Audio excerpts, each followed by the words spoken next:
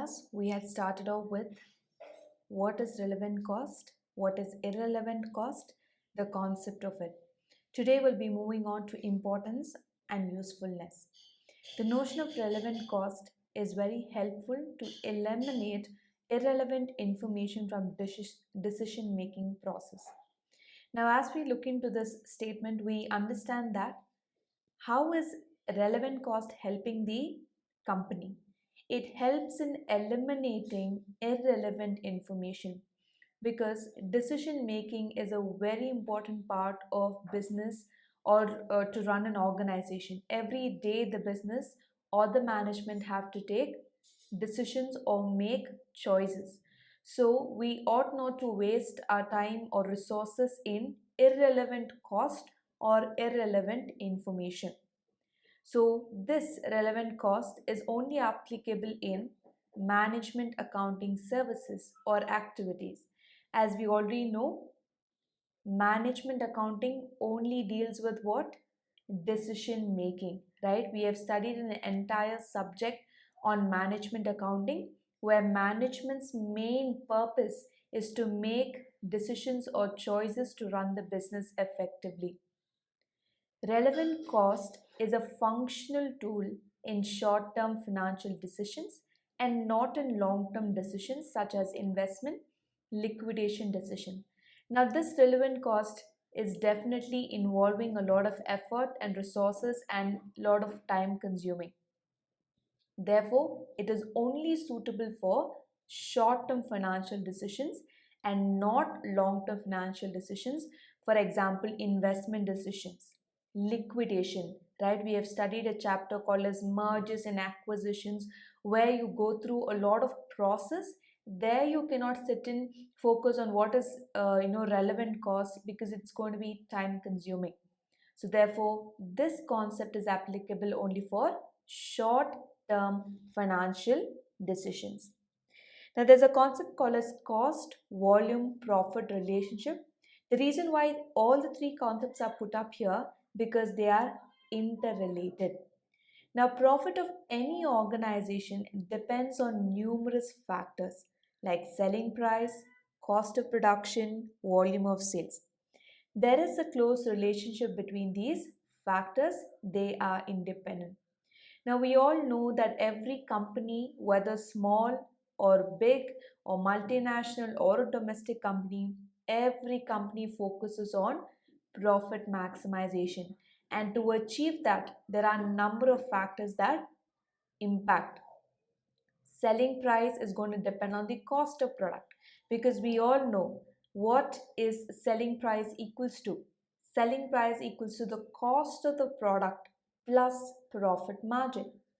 Total sales depend on total output. So based on how much has the company able to produce or manufacture the output, based on that the sales will be dependent.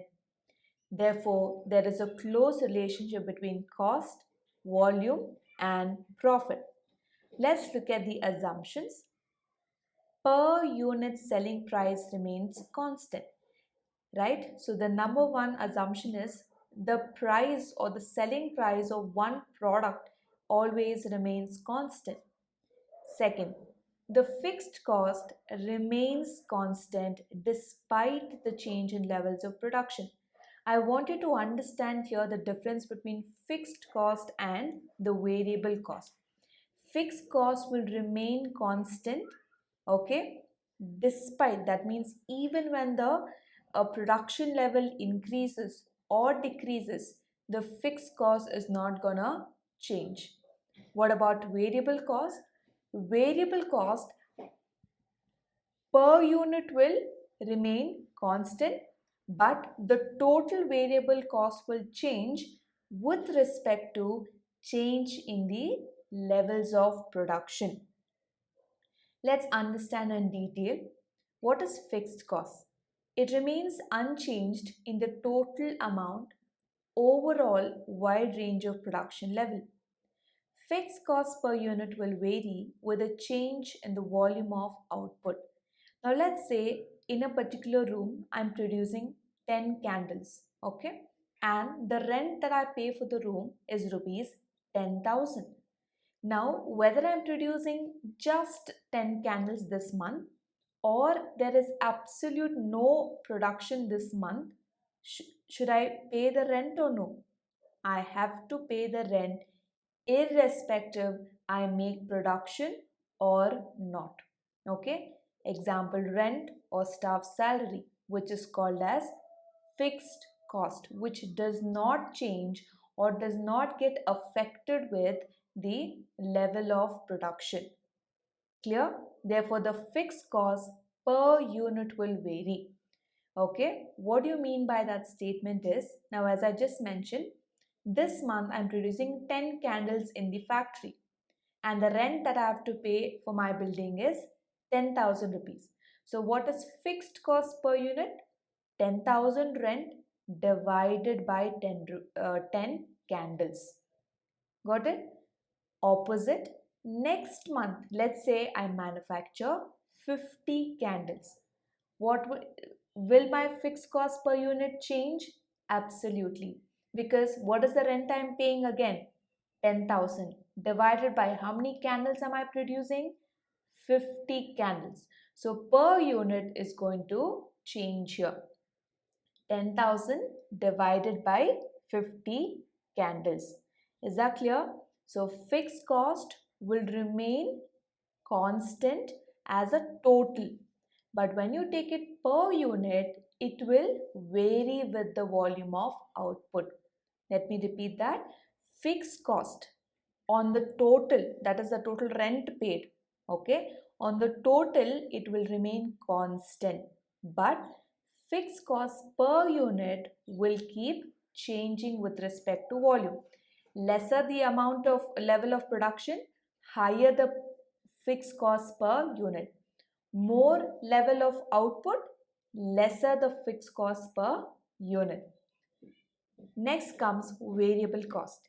It remains constant while the total amount of variable cost changes in direct proportion to the level of production. Now understand this, variable cost remains constant. Okay, that is per unit variable cost remains constant. Can you see here? The last line, variable cost per unit remains constant, but whereas total variable cost is going to vary with the output. Example, raw materials consumed. Now, if I'm producing 10 candles, my raw material consumed is, let's say, just 10 rupees per unit. If I'm producing 50 candles, shouldn't I consume more raw materials? Yes, therefore the cost will increase, but per unit will remain constant.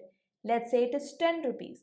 10 rupees per unit raw material consumed will remain same. If I produce 10 units, it's 10 into 10. If I produce 50 units, it is 10 into 50. Got it? So, variable cost per unit will remain constant, but total variable cost will change with the levels of production. I want you to understand fixed cost and variable cost with terms of total in terms of per unit. In terms of total, fixed cost will remain constant, variable cost will change. In terms of total, fixed cost will remain constant, variable cost will change. In terms of per unit, fixed cost will vary, variable cost will remain constant. In terms of per unit, fixed cost will vary and variable cost will remain constant. Next, we have semi-variable costs. So apart from fixed and variable, there are certain costs that are partly variable and partly fixed. Okay. Example, supervisor's salary. That means if you're, let's say for example, from one building of production unit, you have an extra production unit set up because there's more demand for your product in the market. Now definitely you need two supervisors. Yes or no? One supervisor for one building, another supervisor for another building. Now in case that is increasing, to 3 or 4 buildings, automatically supervisors have to increase. And in case the production units are cut down from 5 buildings, it is, you lost your market, the product in the market, and it comes up to only 2 buildings after some period of time, supervisor's salary or the cost also will come down. Is that clear? Let's say I am paying supervisor 1000 rupees per month. Okay, now if I have 2 buildings, I'm going to pay 2000. My cost is 2000. Supervisor cost is 2000. If I have 5 buildings, it will be 5000 rupees. You got it? So these costs are called as semi-variable. It is partly fixed and partly variable. Break-even point, I'm sure you all know this concept. It's a point where there's no profit, no loss. If I have invested 100 rupees, I'm getting the revenue also rupees 100. Okay, so neither am I incurring loss, neither am I earning profit. Is that clear? So any level of activity above this point will result in profit. Let's say next month I earn 101 rupee. So that 1 rupee extra is termed as profit. Any point below this activity will be turned out to be as loss. That is, let's say next month I'm earning 99 rupees only. So that 1 rupee lesser than my investment of 100 will turn out to be my loss. Margin of safety, that means any activity or any amount of sales you make above this break-even point is termed as margin of safety. That means it is good sign that the company is in, right? Company is making profit. Every company is working hard in order to maximize their profit. So when they're in the margin of safety, that means the company is doing a good job. Angle of incidence. It is an angle formed at break-even point. So here, angle of incidence means it is the activity at which, right, or the rate at which the profits are being made. Okay, so the higher the angle of incidence, higher amount of profits company is making. If the angle is little bit lesser, then the profits made are also lesser. Let's look at this chart. Can you look at that yellow line, right? And where it is pointing towards break even point. Okay, that's the line where the company is neither making profits nor incurring any kind of loss. Can you see that point below, right? The portion colored in yellow. In case your sales are running below that line, that means the company is making loss. In case the company is making enough sales, that is above that margin, above the BEP point, it is termed as profit, which is colored in green. Got my point? So the yellow line signifies the break even point. Okay, and that color shade that you see is called as angle of incidence. So the green color, whatever is shaded, is called as angle of incidence. So the higher the angle, company is making more profit.